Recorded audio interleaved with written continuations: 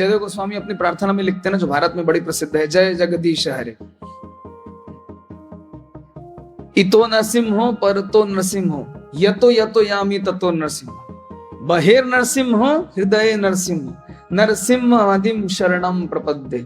जहां देखता हूं वहां नरसिंह देव दिखते हैं, अंदर भी नरसिंह देव है, बाहर भी नरसिंह देव, जहां जहां देखता हूं वहां वहां नरसिंह देव। तो ये जो फिलॉसफी है, और यहाँ पे जो वेदों की बात लिखी गई है, अंतर बहिष्ठ तत्सर्वम व्याप्य नारायण स्थित, यानी कि नारायण हर जगह स्थित है, अंदर भी स्थित है, बाहर भी स्थित है। ब्रह्म संहिता में भी ये बात बोली जा रही है, अंडांतरस्थम परमाणु चय अंतरस्थम, यानी कि एक परमाणु के अंदर भी है, और दो परमाणुओं के बीच में जो स्थान है, जो रिक्त स्थान है, खाली स्थान है, उसमें भी भगवान व्याप्त है।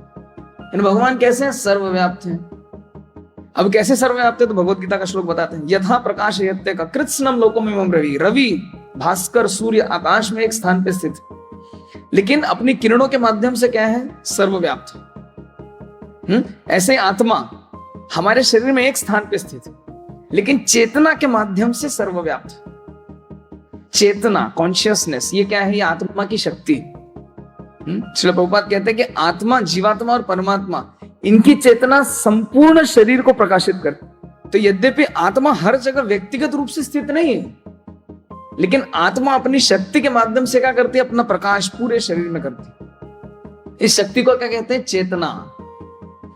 तो ऐसे कृष्ण एक स्थान पे है, लेकिन अपनी चेतना से हर जगह फैले हुए हैं। इसको बोलते हैं कृष्ण चेतना। उदाहरण के लिए, हम में से अधिकांश लोगों ने भारतवर्ष में जन्म ग्रहण किया, तो इस सूत्र में हम लोग क्या कहते हैं कि हम सब भारतीय हैं। किसको केंद्र में रख के हम भारतीय हैं? यानी कि हमारी चेतना क्या है? ये क्या चेतना है जो हम सबको बांधती है कि हम एक राष्ट्र में हमने जन्म लिया है? राष्ट्रीय चेतना कह लीजिए इसको। इसी प्रकार हम सबका जन्म, पशु हो, पक्षी हो, प्राणी हो, जो भी हो, उसका जन्म कहां से हुआ है? कहां से उद्भूत हुए हैं? कहां से प्रकट हुए हैं? कृष्ण से। तो कृष्ण चेतना के माध्यम से हम क्या कर सकते हैं? सबको एक धागे में पिरो सकते। मत्तः परतरम नान्यत् किंचिदस्ति धनंजय मयि सर्वमिदं प्रोतम सूत्रे मणिगणा। भगवान गीता में ये बात कहते हैं, मुझसे बढ़ के कोई नहीं। किंचिदस्ति, थोड़ा सा भी नहीं। मतलब इतना सा तो बड़ा होगा, कम से कम आपके बराबर तो होगा। अच्छा, आपके बराबर से थोड़ा सा छोटा होगा? नहीं, थोड़ा कोई आसपास ही नहीं। मतलब भगवान की स्थिति इतनी ऊपर है कि अगर 1 से 10 के समूह की सूची बनाई जाए तो 1, 2, 3, 4, एक के बाद 2, 3, 4, 5, 6, 7, 8, 9 सब खाली। इसमें आने के लायक भी कोई नहीं। यानी भगवान कितने ऊपर हैं। हाँ, अव्वल दर्जे के। भागवत में भक्ति रसामृत सिंधु में आता है कि भगवान क्या है? 100% एट्रीब्यूट्स, समस्त ऐश्वर्यों को पूरी संख्या में, पूरी स्थिति में प्रकट करने वाले। विष्णु रूप में भी 93% ही प्रकट करते हैं। और शिव के पास कितने सारे गुण है? 84%। अगर 100% गुण होंगे तो शिव जी में 84% गुण है। और साधारण जीव में, ब्रह्मा इत्यादि देवताओं में कितने? 78% गुण है, इससे ज्यादा नहीं। तो भगवान अपने आप में संपूर्ण है। तो ये जो संपूर्ण भगवान है, ये एक स्थान पर रह के भी प्रत्येक स्थान पर अपनी मौजूदगी का एहसास कैसे कराते हैं? अपनी शक्तियों के माध्यम से। श्रील प्रभुपाद भागवत के प्रथम स्कंद में प्रथम श्लोक में उदाहरण देते हैं। एक चीफ इंजीनियर किसी बड़ी साइट का परिचालन करता है, बहुत बड़ी साइट चल रही कंस्ट्रक्शन की। चीफ इंजीनियर एक जगह बैठा है, लेकिन पूरे साइट पर कहां पे क्या क्या हो रहा है उसको सब कुछ पता है। कैसे? क्योंकि उसके असिस्टेंट हैं, उनके माध्यम से उसको खबर मिलती रहती कहां पे क्या हो रहा है। तो वो यद्यपि एक स्थान पे बैठा है, लेकिन वो पूरे स्थान का परिचालन कर रहा है। किसके माध्यम से? अपनी शक्तियों के माध्यम से। परास्य शक्तिर्विविधैव श्रूयते स्वाभाविक ज्ञान बल क्रिया च न तस्य कारणम कार्यम करणम च विद्यते न तत्समश्चभ्यधिकश्च दृश्यते। भगवान की कितनी ज्यादा महिमा है, कुछ करने के लिए है ही नहीं उनके पास, कोई इनके बराबर है ही नहीं। ये सुन के कैसा लगता है ना, बड़े आलसी हैं, कुछ करने के लिए नहीं है उनको। अरे तो वो तो सर्वशक्तिमान है, उनकी शक्तियां ही काम कर देती हैं, उनको कुछ व्यक्तिगत रूप से कुछ करना ही नहीं पड़ता है। कितने शक्तिमान है, इतने शक्तिमान है कि उनको ही नहीं पता कि उनकी शक्तियां कितनी सारी। एकादशी महात्म्य में आता है ना कि भगवान एक बार एक असुर का वध करने के लिए गए और असुर से लड़ते लड़ते वो थक गए तो गुफा में जाके सो गए। तो असुर पीछे पीछे आया और उनको मारने के लिए उद्यत हुआ। तो भगवान के शरीर से एक देवी प्रकट हुई, उस देवी ने उस असुर का वध कर दिया। भगवान आराम से नींद खोल के सो के उठे, बोलते अरे असुर मरा हुआ, किसने मारा? अरे तुम कौन हो देवी? अरे आपके शरीर से निकली, आपको नहीं पता है? पूछ रहे तुम कौन हो देवी? हाँ, उनको नहीं पता है। क्यों नहीं पता? क्योंकि उनकी इतनी ज्यादा शक्तियां, उनको ही ख्याल नहीं रहता है मेरी कितनी शक्तियां। तो ऐसा कहना कि आपको ही नहीं पता आपका कितना धन है, तो वास्तव में ये क्या है? उस व्यक्ति का महिमा मंडन है, उनको पता ही नहीं उनकी कितनी प्रॉपर्टी।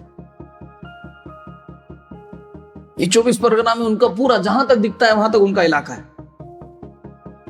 जहां तक आपकी दृष्टि जाती, क्षितिज तक पूरी उनकी जमीन है।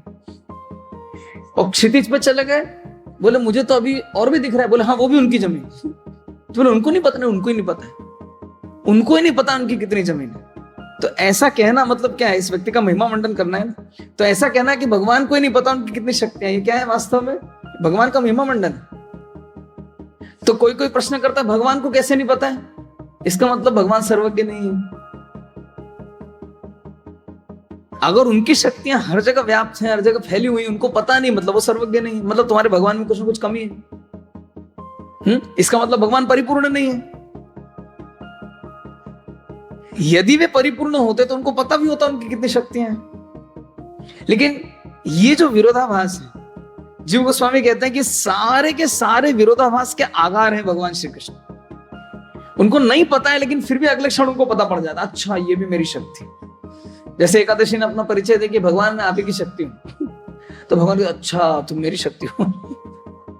उनका ज्ञान बढ़ गया, ज्ञान में वृद्धि हो गई। लेकिन जब तक ज्ञान में वृद्धि हुई तब तक शक्तियों में भी वृद्धि हो जा रही, उनकी शक्तियां और बढ़ जा रही। अब ये समझना भी, देखिए तर्क के दृष्टि से इसको समझना बड़ा कठिन है, क्योंकि जो असीमित है उसमें वर्धन कैसे होगा? जो असीमित है उसको पकड़ के रखने वाला इलाका भी कहां है? अगर उसको पकड़ के रखने वाला कोई स्थान होता तो असीमित से बड़ा हो जाता, तब वो स्थान असीमित होता। तो आप कैसे कह सकते हैं कि असीमित बढ़ रहा है ना? ये बड़ा पैराडॉक्स है ना, ये विरोधाभास है। लेकिन भगवान सभी के सभी पैराडॉक्स, जितने प्रकार के विरोधाभास है, उनके आगार हैं। यद भिवेति स्वयं भयम, जिनके भय से सूर्य रोज उदित होता है, रोज सूर्य समय पर उदित होता है और अस्त होता है। मद भयाद वाति वातो यम, सूर्य अस्तपति मद भयाद, मेरे भय से वायु बहती है, भगवान कहते हैं। लेकिन जिनसे भय, मूर्तिमंत भय भी जिनसे भय पाता है, वो भगवान मां यशोदा की छड़ी देख के घबराने लगते। घबराते क्या है? पसीने छूट जाते हैं उनके, वो रोने लगते हैं, वो थर-थर कांपने लगते हैं। तो ये क्या ड्रामा चल रहा है? नहीं, भगवान एक्टिंग कर रहे हैं? नहीं, ड्रामा नहीं चल रहा है। वो यद्यपि स्क्रिप्ट राइटर खुद ही हैं, उन्हें ड्रामा की स्क्रिप्ट खुद ही लिखी है, लेकिन स्क्रिप्ट लिख के वो भूल जाते मैंने क्या स्क्रिप्ट लिखी, और खुद ड्रामे में मशगूल हो जाते। तो इसलिए भक्त भगवान के ऐसे अद्भुत चरित्र को देख के आकर्षित हो जाते हैं कि क्या ड्रामा लगा रखा है भगवान। हाँ, सत्यव्रत मुनि यही तो कहते हैं कि क्या ड्रामा लगा रखा है। आप जो है मां यशोदा से भय पाते हैं, आप सारी दुनिया के मालिक हैं, फिर भी आप चोरी करने जाते हैं। कहीं कोई चोर पॉकेट मार मिल जाए, विशेष रूप से लोकल ट्रेन में, अगर गलती से पकड़ में आ जाए तो बस वहीं उसके पूरे 14 पुश्तों का उद्धार हो जाएगा। मतलब उसको मार मार के मार ही डालेंगे शायद, क्योंकि जिसका जो भी गुस्सा, चल इस पे निकाल लेता हूं, और तो कोई मिलता नहीं, इसी को मार लेता हूं, इसी को मार। तो चोर से कोई प्रेम नहीं करता, चोर मिलने पे लोग घृणा करते हैं उससे, है चोर कहीं का, लोग अपशब्द कहते हैं उसको। लेकिन ये कैसे चोर हैं जिनके नाम पे उनकी पूजा होती? माखन चोर, खीर चोर गोपीनाथ, गोपीनाथ के नाम के आगे उन्होंने खीर चोर लगा लिया। चोर लगाने से उनकी महिमा बढ़ गई। और तो ये जो है भगवान का अद्भुत चरित्र है।